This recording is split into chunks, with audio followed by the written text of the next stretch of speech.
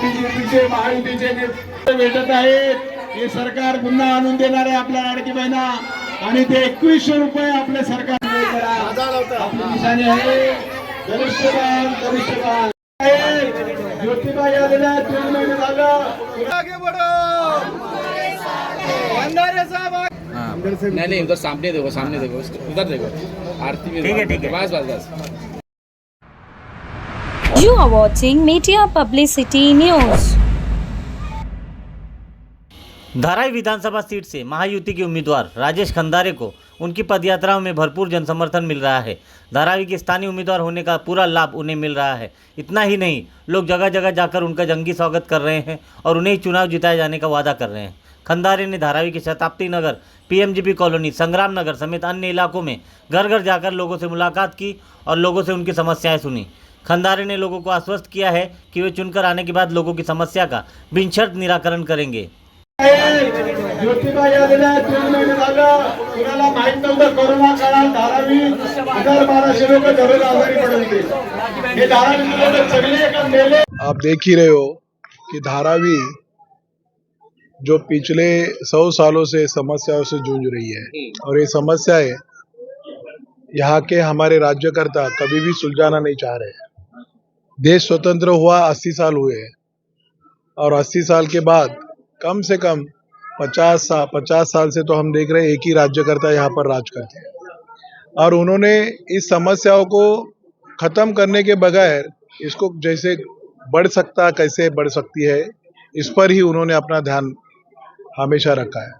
आज आप देखते हो कि समस्याओं को खत्म करने के लिए उन्होंने शुरुआती दिनों में कि उनके 25 साल राज किया और 25 साल के पहले एक योजना लाई कि भाई समस्या को मुक्त करने के लिए, समस्या कोई भी आपको समस्या मिलेगी ही नहीं धारावी के अंदर.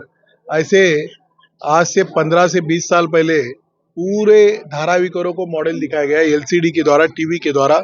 आज जो एलसीडी या घूम रही है कि धारावी का विकास, धारावी की जनता के लिए जो दिखाया जा रहा है वो 20 सालों पहले भी दिखाया गया था कि धारावी में ऐसे धारावीकरों को ऐसे मकान मिलेंगे और मकान के सामने ऐसे गार्डन मिलेगा, गार्डन के सामने ऐसे रास्ते मिलेंगे, शुद्ध पानी मिलेगा, अच्छी टॉयलेट की सुविधाएं मिलेगी, अच्छे स्कूलें मिलेंगे, अच्छे कॉलेजेस मिलेंगे.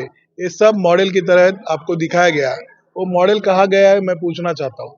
ये मॉडल हमें दिखा कर हमसे वोट लिया गया और आज 20 साल बाद भी हमें इस अवस्था में रखा है कि हमारा विकास वो करना ही नहीं चाहते और विकास जो करना चाहता भी है तो उसके आड़े आना चाहते हैं. हमारे लोग विकास चाहते हैं.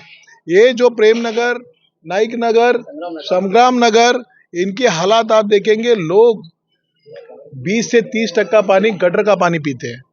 गटर के पानी के साथ उनको अपनी रोटी खानी पड़ती है. ऐसे हालात आप दिखाइए लोगों को, पूरे दुनिया, हिंदुस्तान को ही नहीं तो पूरे वर्ल्ड में आप दिखाइए. ये व्यवस्था टॉयलेट की व्यवस्था आप देखते होंगे.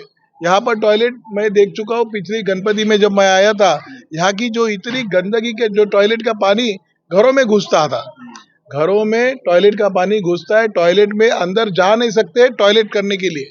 एक टॉयलेट पर 50-50 लोगों के डिब्बे खड़े रहते हैं. वो उस इंसान की क्या अवस्था होती होगी जब उसको सवेरे अगर वो उठता होगा तो उसको रात में सोते टाइम ही सवेरे के टॉयलेट की व्यवस्था का टेंशन लेके सोना पड़ता होगा कि भाई सवेरे जाएंगे तो सामने कितने डब्बे रहेंगे. 9 बजे बैठेंगे, 10 बजे काम पर जाना है. ये सोच को लेकर रात में सोना पड़ता है और ऐसी अवस्था में हमें ऐसा जनजीवन देने का जवाबदार कौन है? हमारा राज्यकर्ता, जिसको हम बार बार चुना के ला रहे हैं. संविधान का अपमान करने वाला, क्योंकि बाबा साहब ने संविधान लिखते टाइम संविधान में एक बात लिखी थी. संविधान लिखने के पीछे बाबा साहब की एक महत्वाकांक्षा थी कि भाई राजा का बेटा राजा नहीं बनेगा. मेरिट के आधार पर, काम के आधार पर, कार्य के आधार पर, जनता की समस्या छुड़ाने के आधार पर जो व्यक्ति जनता के दिलों में होगा वो व्यक्ति ही हमारा नेतृत्व करेगा. लेकिन गायकवाड़ परिवार ने अपने ही घरों से लोगों को लाया और ये संविधान का अपमान है, बाबा साहब के विचारों का अपमान है और ऐसे विचारधारों को उखाड़ कर फेंकने का वक्त आ गया है. मेरे लाडली बहनों को मैं आज ये लड़ाई आप देखते होंगे कि हमारी लाडली बहनों ने अपने हाथ में ली है। आज ये लड़ाई धारावी की जो लड़ाई है, पिछले 50 साल की ये जो लड़ाई है, आज मैं हर जगह जा रहा हूँ तो ये लड़ाई धारावी की हमारी लाडली बहनों ने हाथ में ली है और मेरे लाडली बहनों का विजय होगा।